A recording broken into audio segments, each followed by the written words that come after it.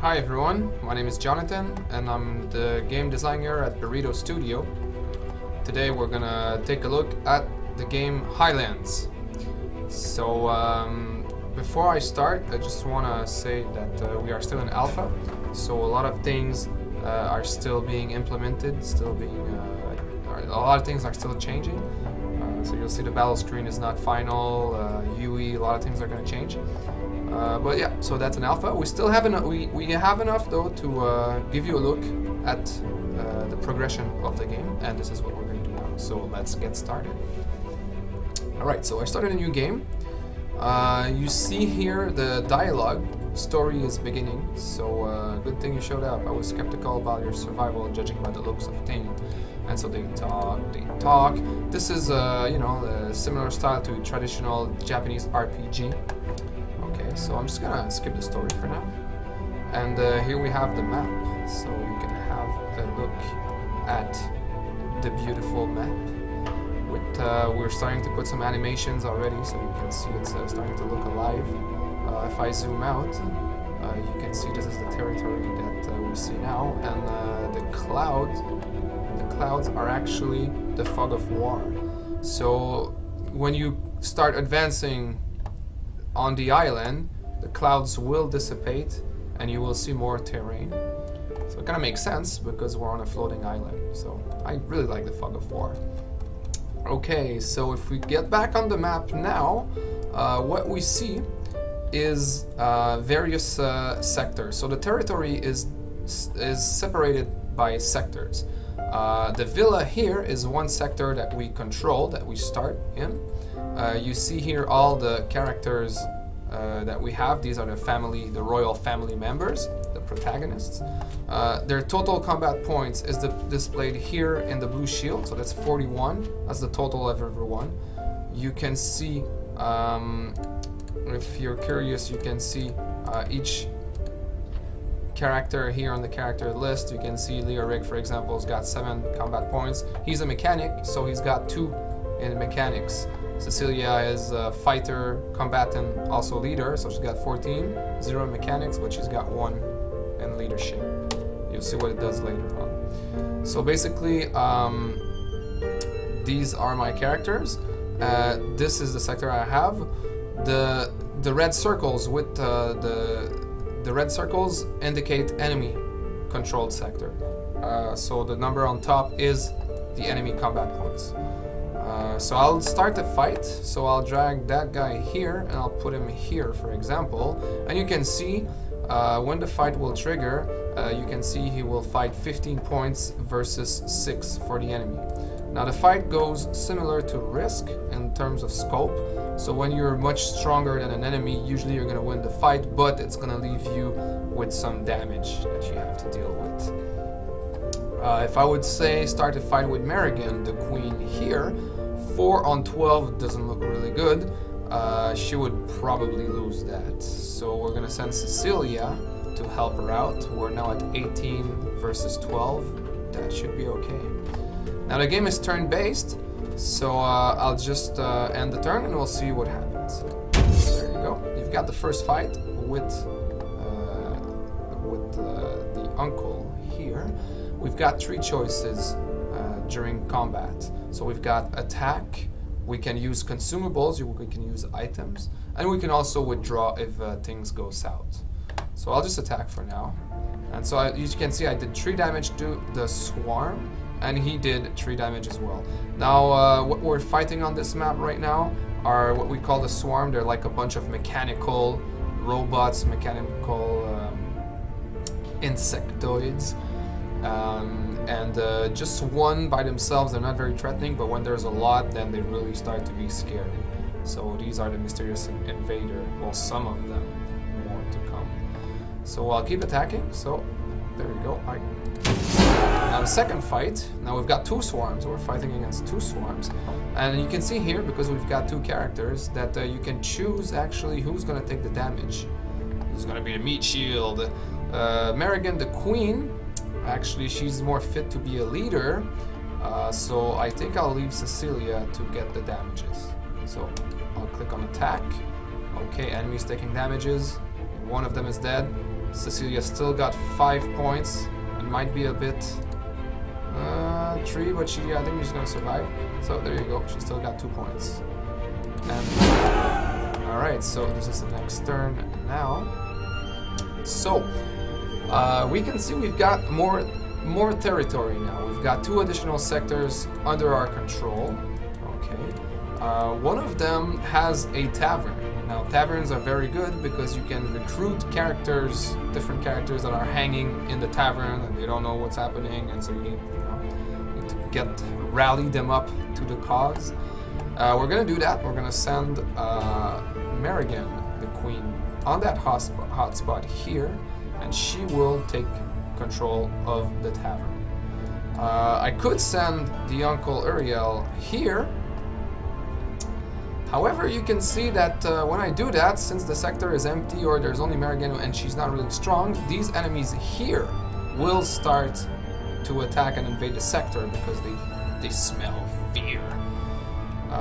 In order to remedy that, well, I will leave this guy on the sector.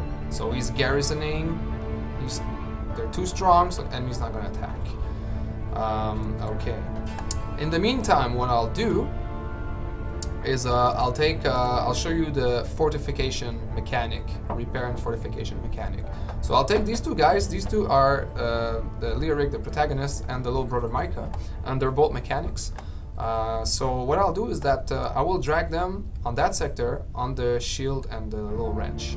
Now what that does is that if I click on the sector, just give me a sec there, sorry. Okay, so what it does is that they're going to start building barricades and fortification. They're going to repair the sector, and what that makes is that the enemy will not be able to attack. The enemy will attack, but they will start to tear down the fortifications. When there's 0 fortifications, then they will attack the sector and control it. If they can, if there's nobody present. So for example, here we can see there's nobody present, so they will attack both these guys here. But they will not invade the sector because I already have some fortifications to start with. If you're curious how many I have, you can see it on the bottom left. Just on the bottom left, 40 on 200. This is my fortification number. You see next to it, and this is still placeholder, so we're still placing all the interface. The -12 to -2, this is actually the amount of damage that the enemy will do to the fortifications. Okay, so I still have 40, so I should be okay. So they're not gonna, like destroy everything in there. I'm building up barricades here, so that should enable me to, be able to move around more freely. And Merrigan is gonna take control of the tavern. So let's end the turn and see how it goes. So, we don't have an end of turn report as of now, so it doesn't really show, but I did end the turn. Okay, what that does now is that we can see I've got 15 fortification points because of this mechanic skill of Lyric and Micah. What that does now is that I can take Uriel and I can drag him to attack, let's say, that sector, for instance. Now usually those guys would attack and they would invade and conquer, blah blah, but no, they're gonna fight off against the fortifications. And now I'll leave these guys here and they will keep fortifying, so that's good. So we'll attack here. This is under control. Now I'm gonna leave Merrigan inside the tavern. Now I have control of the tavern. If I click on it, I can see that I can recruit characters, but it takes, for the first level, it takes 10 leadership points. I currently only have 4, so I need more in order to recruit other characters. I'll take some time to explain to you the stats and the resources that we have in the game currently for this build. So we've got leadership here. You can recruit characters, and you can also do various strategic actions with leadership. You've got food. Every character consumes 1 food per turn, so you've got to make sure if you've got a bigger army, you've got to make sure you generate enough food, or else morale is going to go down. Some of them might get sick. You won't be able to recruit more people. We've got also the scrap resource. So the scraps, you're going to use them to craft items and various other stuff. So these are for now, these are the stats, the resources. Okay, So these guys are here, they're gonna fortify, and he's gonna attack here, and she's gonna generate, she's got 2 leadership, so she's gonna generate 2 leadership points per turn. We can see the +2 here. And we've still got some barricades and fortifications here. So let's see how it goes. I'm ending the turn. Alright. So, let's attack. Yeah, that's good, that's good. Okay. Alright, so I got it. Not too shabby. Okay, so I got that sector here. Now, about the resources. Food is dropping down kind of quick. Okay, so we'll have to start generating some resources. Now, sectors, when you get them, they do not generate any resources. And the reason for that is because, you know, there's been like war has popped up overnight. People are scared, they don't know what's happening. The royal family has been overthrown, and so it's pretty much, you know, like survival. So what the leader's character do is that they will come to a sector, and for example, if I take Merrigan, instead of bartending in a tavern, I can drag her here, and she will start organizing the sectors and building organization points. These are equal to her leadership skills. You could call them leadership points, I guess, too. What that does is that after a couple of turns, the sector will start being organized. The people will start, you know, like to get back to normal, you know, normal day and do what they do best. So in that case here, we can see at the bottom left that this sector produces food. So after a couple of turns, the sector will start generating food for you. So we'll see how that goes. I will actually, Cecilia's got also 1 in leadership, so I will put her there to organize as well. So we've got 2 leaders organizing the sector in order to generate resources. We've got 2 mechanics here building up fortifications in order to push back the enemies that are pushing currently. And we've got this guy here. What could he do? Is he gonna attack? For now, let's see. Well, let's go attack. Nah, we're gonna organize as well. He's got 1 point of leadership, so we're gonna organize. Oh, actually, wait a sec. If I do, they're gonna attack me. Can't do that. Okay, well, he's just gonna garrison. Okay, because I don't have any fortifications here. Okay, so let's go. Ending the turn. All right. So you can see here now that with the little progress bar here, you can see that the sector is being organized. At the bottom left on the sector overview, you can see that the 3 on 6 mean that it's already halfway organized. The 3 is actually the 3 leadership points that I generated this turn, and 6 is the maximum. And so 1 on 2 is the food that you are currently generating. So I'll just skip a turn just to get you a quick idea. So let's skip a turn right now again, okay? Because things are under control. Well, now sector is fully organized, and I am generating 2 food per turn. So that -3 here is now a -1. Now this is a very important mechanic because a lot of time you'll have all your resources managed up, but if the enemy attacks you, then you can retake that territory, but you will have to organize the territory again. So you don't want to lose a lot of territory, especially key territory. Alright, so let's continue. So now that we have that sector here generating some food, I will send Merrigan back to the tavern. I will send Cecilia here to organize that sector here. Yeah. And now I will send the Uriel to attack. That seems okay. Yeah, so alright, let's see how it turns out. So we've got the fight here. Shouldn't be too hard. Yeah, that's it. Okay, so the next turn is happening. This sector is starting to getting organized as well. You can see this sector at the bottom left will not produce food, it will produce leadership points.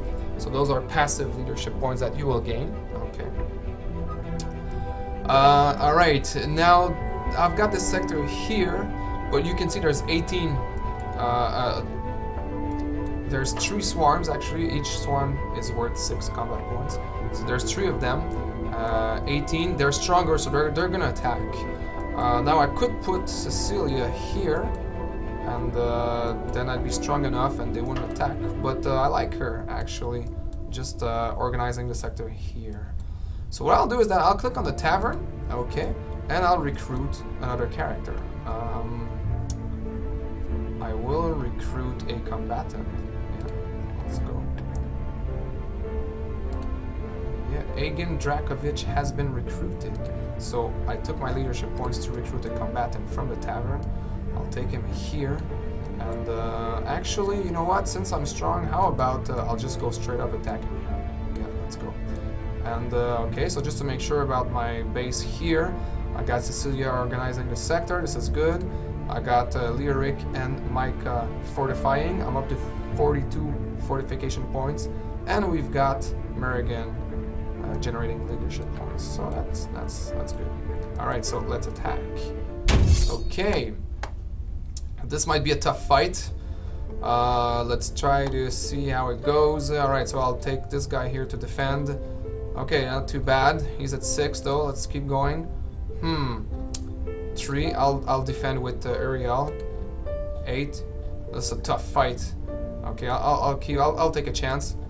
1. Yeah. Okay. And you know, like usually I would defend with Uriel, but I'll just show you one of the mechanics that we have in the game. If I keep attacking this here, he is actually dead. Now let's keep going. Okay, so I won the fight, but there has been casualties of war. My character, he's just dead. He's not gonna come back. So you level up. Your characters get stronger. There's situation, story events that happens, and you develop bonds with them. But when they die, they do not revive. They're dead. So you have to recruit other characters, but you know you have to make sure to hold on to the ones you have currently. All right. So let's see. So now this illustrates a good point. Now I want to fight, but then I'm up here and they are really strong. Okay. They're probably preventing me from advancing a bit more. So I could try to fight them off, but I don't think I'll be able to do that. So what I'll do is that I'll take these 2 here, and instead I'll withdraw. So I'll come. They'll take that territory. It was a misstep, and I'll build fortifications here so that if they want to keep pushing, they will not be able to do that. So I'll do that. And in the meantime, I'll take him and Cecilia, and I will attack that sector instead. I have a feeling this one will be a bit easier to control. Alright, let's see how that goes. So, alright, that should be a good fight. Okay, but you know what? That one, I really want to end up really victorious. So actually, I'll use an item. I'll show you an item. For example, the electro bomb, it's a consumable. If I use it right now, I'll click on it, and it kills one swarm right away. So this is one case where, you know, I had a couple of consumables that I crafted. I use one, it gives me a very big advantage in the game, and now I can attack, and I'm sure that I will win this hands-on. Alright. Okay, now something happened. As you approach the bridge that crosses the chasm to the next island, you can see that the way is blocked by a big, mean-looking cat of an unspeakable color. And that's the cat. Alright. Oh, what a cute cat. Can we keep it? Say yes. Cute. Alright, so you can see here that these are various events that will happen in the game that will, you know, like shape your story. So I'll just skip it quickly. And for example, this is one of those events where Micah says, "Okay, so can we keep it?" And so I'm like, well, yes or no. Actually, I'd like to keep the cat, so I'll just go yes. And as Micah tries to take it in his arm, the cat hisses at him and darts away. Nevertheless, sometimes later, you can see him shadowing your troops, obviously following you. And that's a very important part of the game. I'll continue. So these are choices that, you know, like will define the game. I actually chose to keep the cat, but on top of that, there's various parameters that will be involved, and maybe he will join you or maybe not. Maybe one time he will, maybe one time he won't. So there's going to be a lot of variety in there. For now, he doesn't join me and he stays from afar. So alright, so I guess that's it for this playthrough.